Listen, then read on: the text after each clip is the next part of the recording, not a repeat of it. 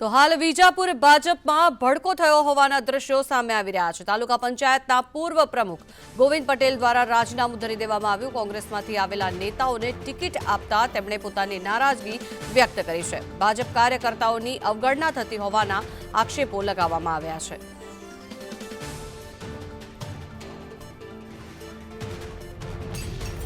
આ જગ્યાએ વધુ માહિતી મેળવીએ સંવાદદાતા પાયલ યાદવ આપણી સાથે જોડાયા છે।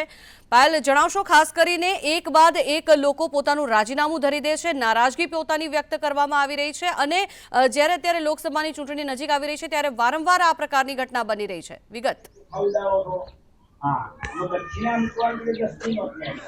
જી ચોક્કસ કુકરવાડામાં જે પ્રકારે ગોવિંદભાઈ પ્રમુખ હતા તેમને રાજીનામું આપ્યું છે। ભાજપમાં અત્યારે હાલમાં ભડકો જોવા મળી રહ્યો છે, કારણ કે જે પ્રકારે સીએ ચાવડાને તે આયાતથી જે ઉમેદવારો જે છે તેમને કમિટમેન્ટ કરીને ભાજપ બોલાવે છે અને ત્યારે તાત્કાલિક તેમને ટિકિટ આપવામાં આવે છે ત્યારે નારાજગી જોવા મળી રહી છે। અંદર જે વિખવાદ જે છે તે જોવા મળી રહ્યા છે અને તેને લઈને જે ગોવિંદભાઈ જે છે તેમને રાજીનામું આપ્યું છે અને હજુ પણ કેટલાક રાજીનામા પડે તેવી સંભાવના જોવા મળી છે।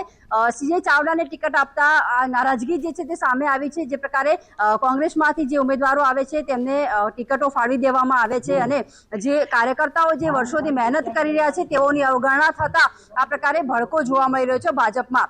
જી આભાર પાયલ સમગ્ર માહિતી બદલ।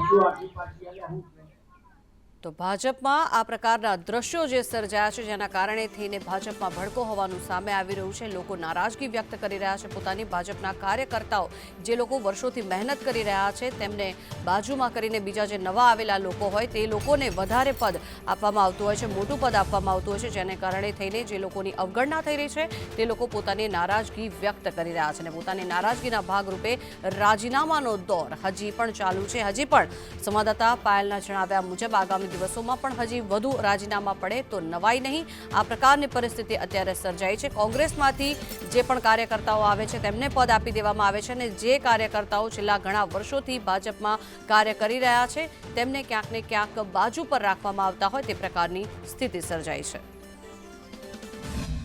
1970-71 થી પાર્ટીના કાર્યકર્તા તરીકે 53 વર્ષ સુધી પાર્ટીની સેવા કરી હોય અને જ્યારે પાર્ટીની અંદર એટલા બધા અસંખ્ય કાર્યકર્તાઓ છે જેનું કોઈ માપ નથી, આ વિચારધારાવાળા કાર્યકર્તાઓ છે આ પાર્ટીની અંદર, તારું પાર્ટીની એવી તો શું જરૂર પડી કે આયાથી કાર્યકર્તાઓને મૂકવા પડે અને જે મૂળગામી કાર્યકર્તાઓ છે, મૂળ વિચારધારાવાળા કાર્યકર્તાઓ છે એનું ભવિષ્ય શું?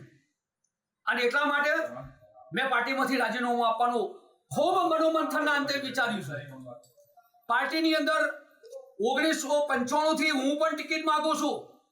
છેલ્લા 8 ટર્મથી મેં ટિકિટ માંગી છે પણ પાર્ટીએ નેક્સ્ટ કરી અને ક્યારેય અમારી કિંમત કરી નથી।